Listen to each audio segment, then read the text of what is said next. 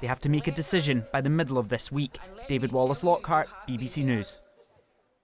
Let's stay with the politics and talk to our political correspondent, Owen Wells. And to stay with what Sir Keir Starmer was talking about today, he was under pressure on one issue there, but also in terms of a future Labour government's plans for the health service. What can you tell us about that? Well, Keir Starmer's message today was pretty blunt. He said the NHS must reform or die.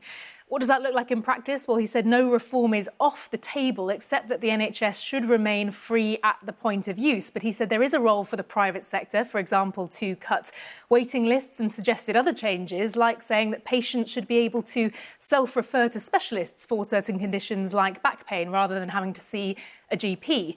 But of course, to do any of these changes, he would need to get elected first. And what's been interesting today is some of his language and political posturing. He's talked about cutting bureaucratic nonsense in the NHS and said it isn't a shrine that should be off limits to criticism. I think that is a not so subtle dig at the left of his party, the former leadership under Jeremy Corbyn, and some left-wing organisations and unions have criticised his language today, saying it offers false solutions. So I think what this shows is that as part of his pitch to the wider voting public, he doesn't seem too fussed about angering some in his own party along the way. Ione, many thanks once again.